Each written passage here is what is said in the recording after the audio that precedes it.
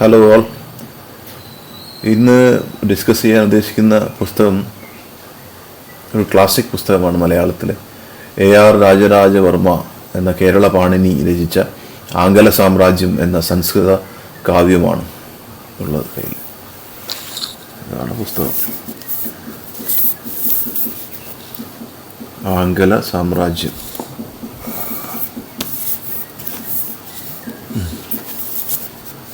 ഇത് കാളിദാസന്റെ രഘുവംശത്തിന്റെ മാതൃകയിൽ എഴുതപ്പെട്ട കാവ്യമാണ് ആംഗല സാമ്രാജ്യം എന്നുള്ളത്. ആംഗല സാമ്രാജ്യം എന്നുള്ളത് ബ്രിട്ടീഷുകാർ ഇന്ത്യയിൽ എങ്ങനെ ജയം നേടിയെന്നും അവരവരുടെ സാമ്രാജ്യം എങ്ങനെ വികസിപ്പിച്ചു എന്നതിനെ പറ്റിയിട്ടുള്ള സംസ്കൃതത്തിലുള്ള കാവ്യം ഗദ്യരൂപത്തിൽ പറയുന്നതാണ് ആംഗല സാമ്രാജ്യം. അപ്പോൾ ഇതിൽ AR രാജരാജവർമ്മ എഴുതിയ പുസ്തകമാണ്. ഇതിനെ പല സർഗങ്ങളായി തിരിച്ചിട്ടുണ്ട്.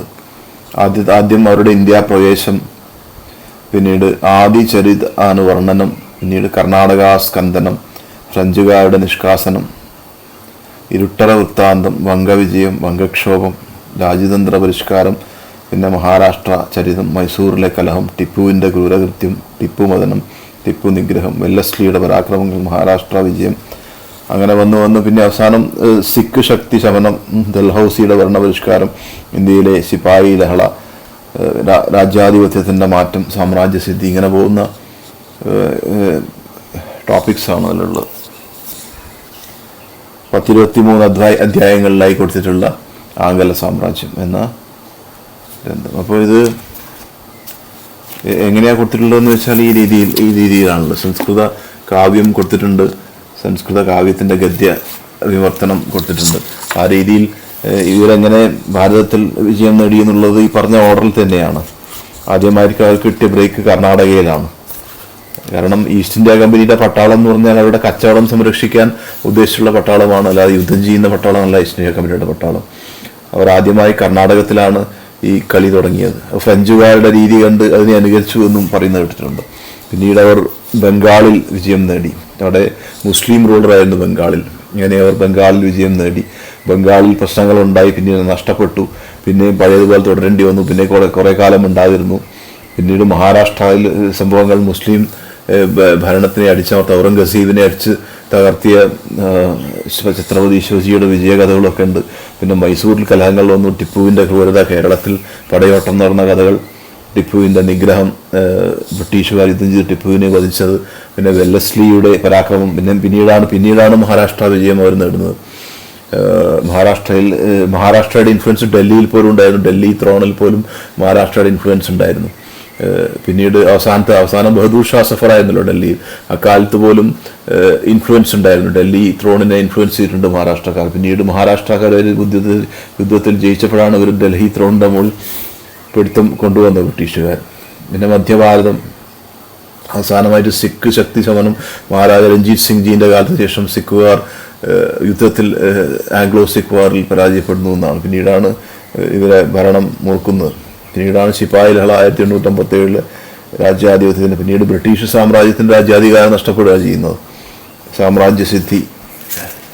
അങ്ങനെ വരുന്ന ഒരു കാവ്യം പോലെ രചിച്ചിരിക്കുന്നത് 650ഓളം പേജുകളുള്ള കാവ്യമായി രചിച്ചിരിക്കുന്നത് ആംഗല സാമ്രാജ്യം എന്നുള്ള AR രാജരാജവർമ്മയുടെ.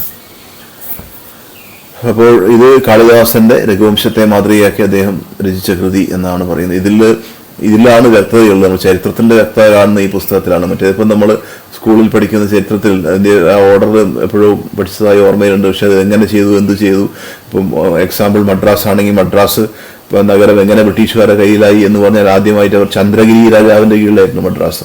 ആ ചന്ദ്രഗിരി രാജാവിൻ്റെ അടുത്ത് നിന്ന് ഇവർ കോട്ട പണിയാൻ സ്ഥലം വാങ്ങിച്ചു എന്നാണ് ആ ചന്ദ്രഗിരി രാജാവ് കൊടുക്കുകയും ചെയ്തു. അക്കാലത്ത് ഇവർ ഈ പരിപാടി തുടങ്ങിയിട്ടില്ല. ഈ ഈസ്റ്റ് ഇന്ത്യ കമ്പനി എന്ന് പറഞ്ഞാൽ കച്ചവടം സംരക്ഷിക്കാനുള്ള പട്ടാളമാണ്. ഇപ്പോൾ ചരക്ക് കപ്പൽ വരികയാണെങ്കിൽ ആ കപ്പലിൽ നിന്ന് സാധനം ഇറക്കുകയാണെങ്കിൽ അല്ലെങ്കിൽ കയറ്റുകയാണെങ്കിൽ അതിന് കാവൽ നിൽക്കുന്നവരാണ് ഈ പട്ടാളക്കാർ. അങ്ങനെയാണ് അവരുടെ രീതി. കോഴിക്കോട്ടായിരുന്നെങ്കിൽ സാമൂതിരി ഭരണകാലത്ത് മുസ്ലിങ്ങൾ ആ കപ്പലിന് കാവൽ നിൽക്കുന്നവരായിരുന്നു. കോയ എന്നൊക്കെ പറഞ്ഞ ആളുകൾ രാജാവിൻ്റെ ആളുകളായിരുന്നു അതിനോട് വേണ്ടിയിട്ടുള്ള. അതുപോലത്തെ ആളുകളാണ് ഈസ്റ്റ് ഇന്ത്യ കമ്പനിയുടെ പട്ടാളം എന്ന് പറയുന്നത്. പിന്നീട് ഫ്രഞ്ചുകാരാണ് ആദ്യമായിട്ട് ആ നിയമം തെറ്റിച്ച് രാജാവിനെതിരെ വെടിവെപ്പ് നടത്തിയത്. അതിൽ ജയം നേടി എന്നാണ് കാണുന്നത്. അതിനുശേഷം ഇംഗ്ലീഷുകാർ അതിനെ അനുകരിച്ചു. അതിനുശേഷമാണ് അവർ ഈ ആദ്യമായി പറഞ്ഞ കർണാടകത്തിലെ പ്രശ്നവും അവിടുന്ന് ബംഗാൾ പിടിച്ചടക്കലും കുറേ കാലം കൊണ്ടാണ് അതൊക്കെ ചെയ്തത്. ഇവരെ മനസ്സിലായിട്ടില്ല ഭാരതത്തിലെ രാജാക്കന്മാർക്ക് വേണ്ടത്ര. കോഴിക്കോട് സാമൂതിരിക്ക് മനസ്സിലായിട്ടുണ്ട് ഇവർക്ക് ഈ കോട്ട പണിയാൻ അവസരം കൊടുത്തിട്ടുണ്ടെങ്കിൽ ആ നാട് അവർ മുടിക്കും, അങ്ങനെയാണ് അവരുടെ സ്വഭാവം. പിന്നീട് അവർ എവിടെയാ മഹാരാഷ്ട്രയിൽ പിടിച്ചു, മധ്യ ഭാരതത്തിൽ പിടിച്ചു, മധ്യപ്രദേശ് സ്ഥലങ്ങളിലൊക്കെ. പിന്നീട് അവസാനമാണ് സിഖ് പ്രദേശം പിടിക്കുന്നത്. ഡൽഹി പിടിച്ചടക്കി സിഖ് പരാജയത്തിന് ശേഷം, അതിനുശേഷമാണ് ഡൽഹി പിടിച്ചടക്കുന്നവർ. അപ്പോൾ ഇതാണ് ഇവരുടെ സ്വഭാവം. ഒരു രാജ്യത്ത് ചെന്ന് കഴിഞ്ഞാൽ അവിടെ ഒരു കോട്ട സ്ഥാപിക്കും, പിന്നീട് ഭരണകാര്യത്തിൽ ഇടപെട്ട് കഴിഞ്ഞിട്ട് ഈ ഭരണത്തെ നശിപ്പിക്കാൻ ശ്രമിക്കും, ആളുകളുടെ ഇടയിൽ സ്പർദ്ധ സൃഷ്ടിക്കും, തമ്മിൽ തല്ലു നടത്തും, രാജാവിനെതിരെ തിരിയും. ഇത് ചെകുത്താൻ്റെ സഹായത്തോടെ ചെയ്യുന്നതാണ്. അങ്ങനെയാണ് ചെയ്തിരുന്നത്. ആളുടെ ബ്രിട്ടീഷ് ചരിത്രം, ഈ ബുദ്ധിജീവികൾ പഠിപ്പിക്കാത്ത ചിത്രം അത് തന്നെയാണ്. ചെകുത്താൻ്റെ സഹായത്തോടെ, ബ്ലാക്ക് മാജിക് സഹായത്തോടെയാണ് ബ്രിട്ടീഷുകാർ ഭാരതത്തിൽ എന്നല്ല എവിടെയും ഭരണം പഠിച്ചെടുക്കാൻ എങ്ങനെ ധൈര്യം കിട്ടിയെന്ന് ചോദിച്ചാൽ ഹിറ്റ്ലറുടെ ഒരു ചോദ്യം ഉണ്ടായിരുന്നല്ലോ സുഭാഷ് ചന്ദ്രബോസിനോട്, നിങ്ങൾ ഇത്ര ഭീരുക്കളാണോ, ഇത്ര കോടിക്കണക്കിന് ഇന്ത്യക്കാരായിട്ട് 50,000 വരുന്ന ബ്രിട്ടീഷുകാരെ നശിപ്പിക്കാൻ നിങ്ങൾക്ക് സാധിക്കുന്നില്ല എന്നൊരു ചോദ്യം ചോദിച്ചാൽ എൻ്റെ ഉത്തരവ് തന്നെ 50,000 നശിപ്പിച്ചുകാരില്ലേ, അടുത്ത 50,000 വരും. കൂടാതെ ചെകുത്താൻ്റെ ബാക്കപ്പ് ഉണ്ട്. ചെകുത്താൻ വരും, വിളിച്ചാൽ ജർമ്മനിയിലെ ചെകുത്താൻ വരും, പിന്നെ ഇന്ത്യയിലെ ചെകുത്താൻ, പാകിസ്ഥാനിലെ ചെകുത്താൻ, ആ പ്രദേശത്തെ ചെകുത്താനൊക്കെ വരും. ഈ ധൈര്യത്തിലാണ് അവർ ഭരിക്കുന്നത്. അല്ലാതെ ഒരു പ്ലെയിൻ ചോദ്യമല്ല. അപ്പോൾ ഇന്ത്യക്കാരൊന്നിനും കൊള്ളാത്തവരും ഡിപിക്റ്റ് ചെയ്യണം, അങ്ങനെയൊന്നുമില്ല. സംഭവം ഇത് തന്നെയാണ്. ഈ ചെകുത്താൻ്റെ പിൻബലത്തിലാണ് അവർ നേടിയ മുഴുവൻ. അതിപ്പോൾ ഇന്നിപ്പോൾ എല്ലാവർക്കും അറിയാവുന്ന സ്ഥിതിയിൽ അത് അവരുടെ ചരിത്രമാണ്. പഠിപ്പിക്കാത്ത ബുദ്ധിജീവിക്ക് ബോധിക്കാത്ത ചരിത്രം എന്തായാലും. അതാണ് ബ്രിട്ടീഷുകാരുടെ തല്ലിപ്പൊലി കളികൾ. ലോകം മുഴുവൻ കളിച്ചു, ഏഷ്യയിൽ കളിച്ചു, ആഫ്രിക്കയിൽ കളിച്ചു. അവരുടെ ചരിത്രം തുടങ്ങുന്നത് എവിടെയാ, സൗത്ത് അമേരിക്കയിലാണ് അവർ ചരിത്രം തുടങ്ങുന്നത്. അവിടുത്തെ രാജാവിനെ കൊന്നു കുഴിച്ചുമൂടി അയാളുടെ സ്വർണം ഉരുക്കി ബാർസിലോണ നഗരം പണിതു എന്നാണ് ആദ്യത്തെ ചരിത്രം. പിന്നീടാണ് അവർ ഏഷ്യ വന്നത്. ഏഷ്യ ജയിച്ചു തുടങ്ങിയപ്പോൾ ആഫ്രിക്കയിലേക്ക് പോയി, ആഫ്രിക്ക പിടിച്ചടക്കി. എല്ലാം ഇതേ കളി തന്നെ. ഈ തല്ലിപ്പൊളി അന്ന് കേട്ടറിവ് പോലും ഇല്ലാത്ത ചതിയാണ് അവർ ചെയ്തത്. ആ ബ്രിട്ടീഷ് ചരിത്രം, യൂറോപ്യന്മാരുടെ ചരിത്രം, പോർച്ചുഗീസും ഇവരും ഡച്ചുകാരും പിന്നീട് ഫ്രഞ്ചും ഇംഗ്ലീഷും. അതിൽ നാണം കെടാത്തവർ ഡെൻമാർക്കുകാരാ പിന്നെയും നാണം കെടാതെ രക്ഷപ്പെട്ട് കുറച്ചും കൂടി നേരം വഴിക്കുന്ന എനിക്ക് തോന്നുന്നത്. അതിൽ 5 പേരാണ് ഉണ്ടായിരുന്നത്. അതിൽ ഈ 4 പേരാണ്. ആദ്യത്തെ 2 പേര് പൂർണ്ണമായി പരാജയപ്പെട്ടു. ഫ്രഞ്ചുകാരും ഇംഗ്ലീഷുകാരുമാണ് ഈ തല്ലിപ്പൊളി കളി കളിച്ചത് ലോകം മുഴുവൻ. അവരുടെ തോന്നിവാസമാണത്. ഒരു രാജ്യത്ത് കേട്ടറിവ് പോലും ഇല്ലാത്ത യുദ്ധരീതി. ഒരു രാജ്യത്തിന് വേണ്ടിയിട്ട് ഈ രീതിയിൽ യുദ്ധം ചെയ്യുന്നയാളെ സോൾജർ എന്ന് വിളിക്കാൻ പറ്റില്ല.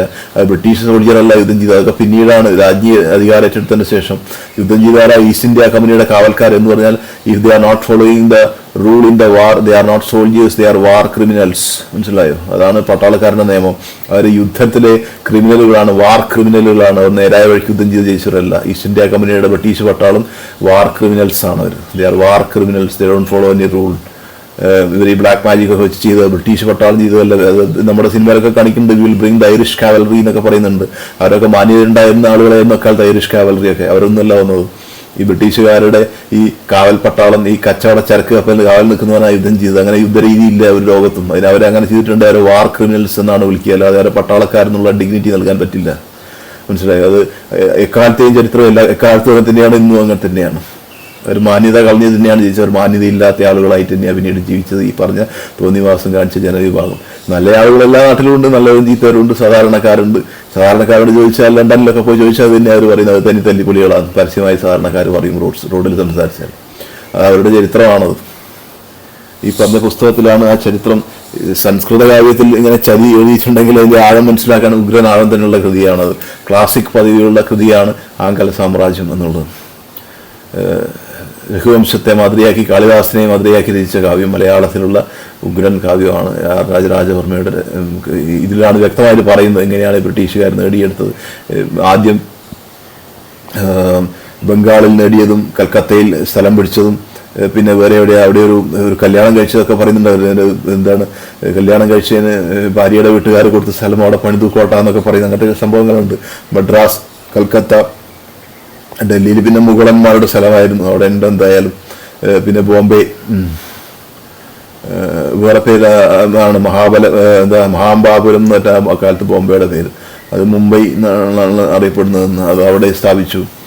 ഇത് തീരമുള്ള സ്ഥലത്ത് സ്ഥാപിക്കുക ചെയ്തത്. ബീച്ച് സീഷോറുള്ള സ്ഥലത്ത് അവർക്ക് ചരക്ക് കപ്പലെടുക്കാനുള്ള സൗകര്യമുള്ളിടത്താണ് അവർ സ്ഥാപിച്ചത്. 3 വൻ നഗരങ്ങൾ പണിത്. അവർ ആ നഗരം പണിത് അതിൻ്റെ നല്ലതും ചീത്തതും കാണാനുണ്ട്. നല്ലതും കാണാനുണ്ട്, ചീത്തവും കാണാനുണ്ട്. നല്ലതെന്ന് പറഞ്ഞാൽ നല്ല റോഡുകളൊക്കെ ഉണ്ട്, വെൽ കണക്റ്റഡ് റോഡ്സ്, ഇൻഫ്രാസ്ട്രക്ചർ കാര്യങ്ങളൊക്കെ ഉണ്ട്, കച്ചവടത്തിന് സൗകര്യമുണ്ട്. അതൊക്കെയാണ് നല്ല പക്ഷം. ചീത്ത പക്ഷം നിങ്ങൾക്കറിയാം, എവിടെ മുംബൈയിലും ചെന്നൈയിലും ഒക്കെ പോയി കഴിഞ്ഞാൽ അവിടുത്തെ അവസ്ഥ, കൺജഷനും ഒക്കെ കണ്ടിട്ടുണ്ട്.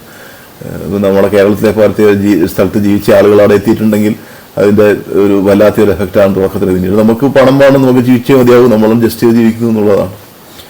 ആ രീതിയിലുള്ള ഒരു പുസ്തകമാണ് ആംഗല സാമ്രാജ്യം എന്നുള്ളത്. സംസ്കൃത ഭാഷാ പണ്ഡിതരാണെങ്കിൽ, അത്ര ആളുകളുണ്ടെങ്കിൽ അത് വെച്ച് അതിൻ്റെ വിശകലനം നടത്തിയാൽ ഒരുപാട് രഹസ്യങ്ങളൊക്കെ മനസ്സിലാക്കാൻ സ്കോപ്പുള്ള പുസ്തകമാണ് ആംഗല സാമ്രാജ്യം. ബ്രിട്ടീഷുകാരുടെ തെറ്റായ യുദ്ധരീതികൾ മുഴുവൻ അതിൽ ഉണ്ട്. അത് ഒരു മാന്യമായ രീതിയിൽ തന്നെയാണ് എഴുതിയിരിക്കുന്നത്.